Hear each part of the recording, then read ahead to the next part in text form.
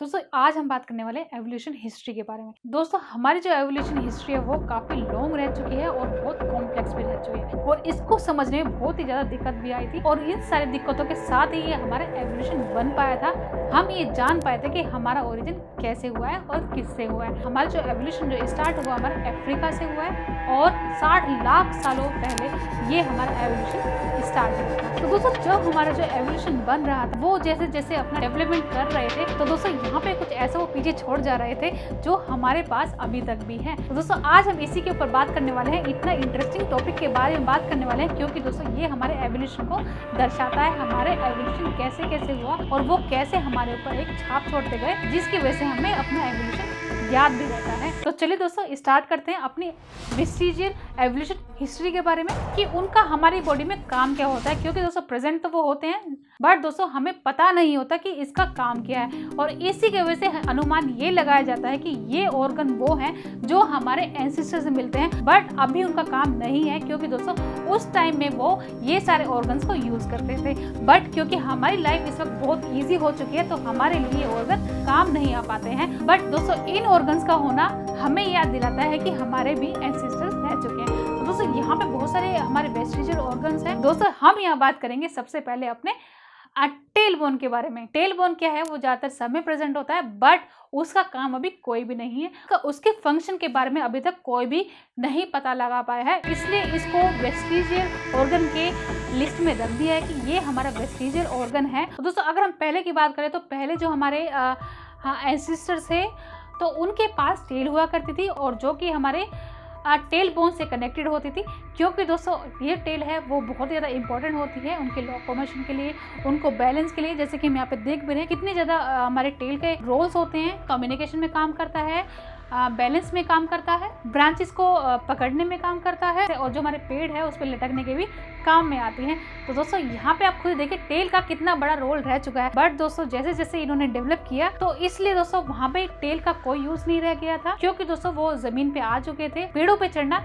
कम हो गया था, ना के बराबर हो गया था, इसलिए उनकी बॉडी में चेंजेस आए और ये जो टेल है वहाँ से गायब हो गई। और दोस्तों टेल बोन का होना हमारी बॉडी में यही दर्शाता है कि हमारे पास भी पहले टेल हुआ करती थी क्योंकि दोस्तों अभी इतने ज़्यादा चेंजेस हो चुके हैं तो दोस्तों अभी से कोई यूज नहीं रह चुका है, इसी की वजह से वेस्टिजियल ऑर्गन्स में आ जाती है। बट दोस्तों कभी कभी ये बहुत पेनफुल हो जाता है, कभी कभी क्या होता है जो हमारी टेल बोन होती है वहाँ से वो डिस्प्लेस्ड कर जाती है और कभी कभी वो इंजर्ड भी हो जाती है और ऐसे केस में वहाँ से इसको रिमूव भी किया जाता है। तो दोस्तों यहीं पे हमारी टेल बोन की कहानी खत्म होती है और यहाँ से हमारी स्टार्ट होती है नेक्स्ट वेस्टिजियल ऑर्गन के बारे में, पाल्मरिस लॉन्गस। दोस्तों पाल्मरिस लॉन्गस का भी बहुत इंटरेस्टिंग सी स्टोरी रह चुकी है। तो दोस्तों ये कहाँ प्रेजेंट होती है, अगर दोस्तों आप अपनी थंब को और अपनी पिंकी फिंगर को आप मिलाते हो तो दोस्तों यहाँ पे आप देखोगे यहाँ से थोड़ा सा उभार सा आ जाता है, इसी को हम बोलते हैं पाल्मरिस लॉन्गस। ये सिर्फ 10% ही पीपल में प्रेजेंट होता है और फीमेल में तो ये कम ही होता है, ज्यादातर मेल में ये दिख जाता है। तो इसको वेस्टिजियल ऑर्गन्स में रखा गया है क्योंकि दोस्तों पहले ये बहुत इंपॉर्टेंट हुआ करता था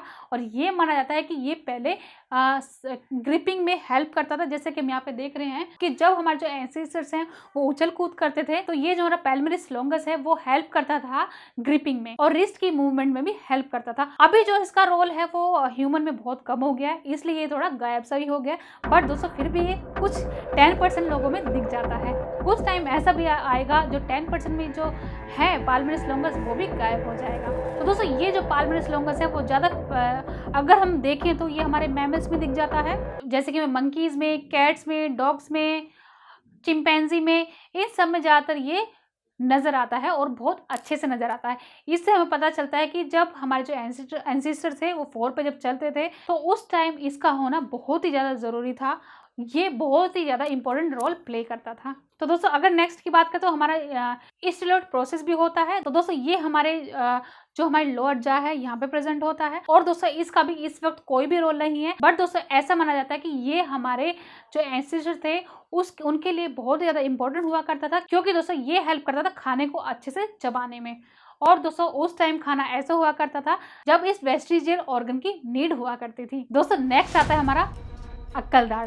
तो दोस्तों अक्कल दाढ़ भी हमारी वेस्टिजियल ऑर्गन्स में आती है, इसका भी कोई रोल नहीं रह चुका है। ये बहुत ज़्यादा इंपॉर्टेंट हुआ करता था क्योंकि दोस्तों खाना ऐसा होता था कि उसको चबाना इतना ईजिली नहीं होता था।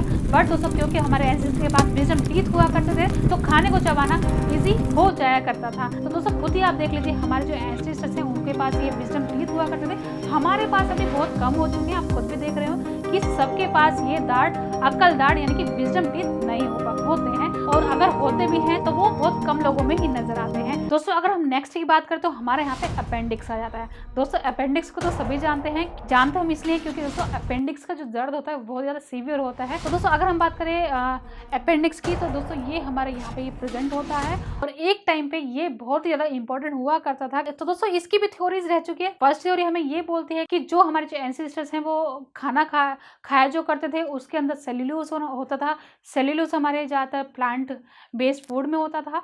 तो दोस्तों उसको पचाना बहुत मुश्किल होता था क्योंकि दोस्तों हमारे पास उसके लिए एंजाइम ही नहीं है जो कि सेल्यूलेज होता है। और दोस्तों हाइपोथेसिस ये लगाई जाती है कि शायद हमारे जो अपेंडिक्स हैं वहाँ पे बैक्टीरिया प्रेजेंट होते हैं और वो जो बैक्टीरिया होते हैं वो बहुत ज़्यादा बेनिफिशियल होते थे क्योंकि दोस्तों वो सेल्यूलोज को ब्रेक डाउन में हेल्प में लाया करते थे। इसलिए दोस्तों अपेंडिक्स का होना उस टाइम में बहुत ही ज़्यादा इंपॉर्टेंट हुआ करता था। तो नेक्स्ट थ्योरी ये बोलती है कि जब कोई बंदा बीमार होता है, सपोज डायरिया हो जाता है या फिर कुछ और बीमारी हो जाती है हमारे इंटेस्टिनल, और उसके बाद क्या होता है यहीं से वो जो बैक्टीरिया है वहाँ पे ट्रांसफर होते हैं हमारे इंटेस्टाइन में, जो क्योंकि वो बेनिफिशियल है और उनका स्प्रेड होना बहुत ही ज़्यादा ज़रूरी हो जाता है। बट दोस्तों ये थ्योरी अभी तक प्रूव नहीं की गई है, ये सिर्फ एक हाइपोथेसिस लगाई गई है कि ऐसा भी हो सकता है।